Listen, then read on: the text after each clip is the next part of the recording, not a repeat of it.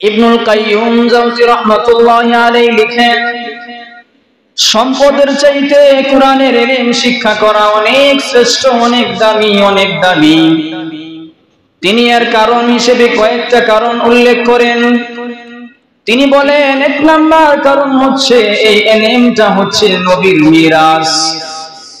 ইলম হচ্ছে নবীর মিরাস, আর সম্পদ হচ্ছে ধনীদের মিরাস। ইলম হচ্ছে নবীর মিরাস, আর সম্পদ হচ্ছে ধনীদের মিরাস। দুই নাম্বার কারণ হিসেবে তিনি উল্লেখ করেন, এই ইলম পাহারা দেওয়ার জন্য কোনো মানুষের প্রয়োজন হয় না।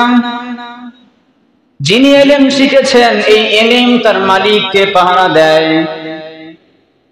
কিন্তু সম্পদ যিনি অর্জন করেছেন, এই সম্পদ তাকে পাহারা দেয় না, বরং মালিকের সম্পদকে পাহারা দিতে হয়। ইলম যিনি শিখেছেন, এই ইলম তাকে পাহারা দেয়, ইলম তাকে শয়তানের ওয়াসওয়াসা থেকে, ধোঁকা থেকে বাঁচায়।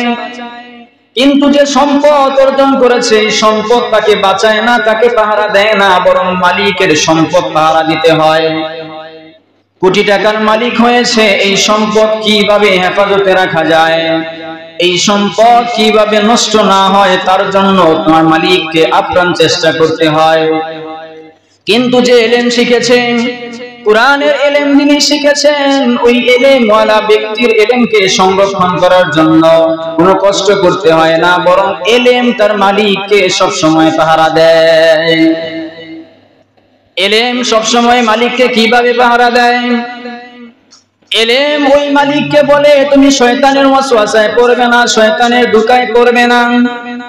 আল্লাহ তাআলার নাফরমানি হয় এমন কোন কাজ তুমি করবে না, এমন কোন কাজ তুমি করবে না। এইভাবে ইলম তার মালিককে শয়তানের ধোঁকা থেকে পাহারা দেয়, আর সম্পদওয়ালা তার সম্পদকে তাকে পাহারা দিতে হয়। ইবনুল কাইয়্যুম জাওজি রাহমাতুল্লাহি আলাইহি তৃতীয় নাম্বার কারণ বলেন, তুমি যখন মারা যাবা, এই দুনিয়া থেকে যখন তুমি চলে যাবা, এই সম্পদ তোমার সাথে কবরে যাবে না। কিন্তু তুমি যে ইলম শিক্ষা করেছো, যে কোরআন তুমি পড়েছো, যে হাদিস তুমি জেনেছো, এই ইলমটা তোমার সাথে কবর পর্যন্ত যাবে। ইবনুল কাইয়্যুম জাওজি রাহমাতুল্লাহি আলাইহি চতুর্থ নাম্বার কারণ বলেন, যে সম্পদের চাইতে ইলম কেন শ্রেষ্ঠ, এর চতুর্থ নাম্বার কারণ হিসেবে তিনি বলেন, ইলম মানুষকে সম্মানিত করে। এই ইলম যে শিখবে, কোরআন যে শিখবে, আল্লাহ তাআলা তার সম্মান বাড়ায়া দেন না কমায়া দেন? আওয়াজ করে বলেন, বাড়ায়া দেন না কমায়া দেন? এই ইলম যে শিখবে, কোরআনের ইলম বলেন, হাদিসের ইলম বলেন, যে শিখবে, আল্লাহ তাআলা তার সম্মান বাড়ান না কমায়? বাড়ায়া দেয়, বহুগুণ বাড়ায়া দেয়। ইবনুল কাইয়্যুম জাওজি রাহমাতুল্লাহি আলাইহি বলেন, তুমি যদি ইলম শিখো, এই ইলম তোমাকে সমাজে বলো, রাষ্ট্রে বলো, দুনিয়াতে বলো, পৃথিবীতে বলো, সব জায়গায় তোমাকে সম্মানিত করে দিবে।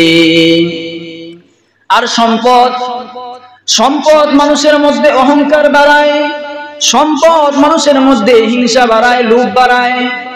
সম্পদ মানুষকে অহংকার বানায়, সম্পদ মানুষকে লোভী বানায়। এই সম্পদ কাউকে কোনোদিন সম্মানিত করে নাই।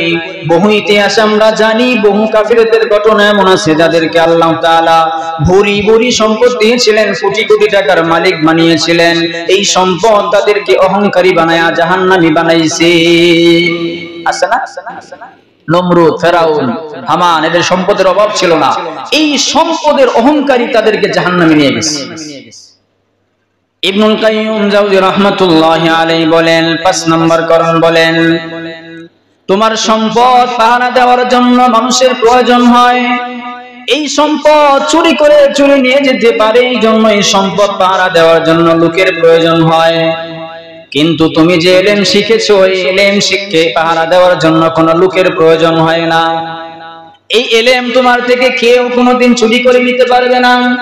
এই ইলম তোমার থেকে কেউ কোনোদিন ছিনিয়ে নিতে পারবে না। কিন্তু তোমার সম্পদ তোমার থেকে মানুষ ছিনিয়ে নিতে পারবে, তোমাকে হত্যা করে তোমার সম্পদ লুট করে নিতে পারবে, কিন্তু এই ইলম কোনোদিন তোমার কাছ থেকে কেউ নিতে পারবে না।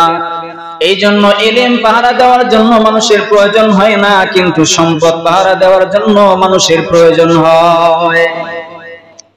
এরপরে ইবনুল কাইয়্যিম জাওযী রাহমাতুল্লাহি আলাইহি 6 নাম্বার বলেন, এলেম এটা এমন তুমি যত তোমার থেকে বের করবা তত এর মধ্যে আল্লাহ তাআলা বারাকাত দান করবেন। এই এলেম তুমি যত খরচ করবা এলেমের কোনো কমতি হবে না, আরো বৃদ্ধি হবে। আপনার ভিতরে যদি কোরআনের এলেম থাকে আর আপনি যদি এই এলেমটাকে মানুষের মধ্যে প্রচার করেন, তাহলে দেখবেন দিন দিন আপনার এলেমের মধ্যে উন্নতি হবে, এলেম একটুও কমবে না। কিন্তু আপনার সম্পদ যদি আপনি দিন দিন খরচ করেন, সেই সম্পদ কমবে না বাড়বে। এই জন্য ইবনুল কাইয়্যিম জাওযী রাহমাতুল্লাহি আলাইহি 6 নাম্বার কারণ হিসেবে বলেন, এলেম তুমি যত ব্যয় করবা তত এটা বাড়তেই থাকবে। আর এই সম্পদ তুমি যত ব্যয় করবা এটা আস্তে আস্তে কমতে থাকবে, এক সময় শেষ হয়ে যাবে। কিন্তু এলেম কোনোদিন শেষ হবে না।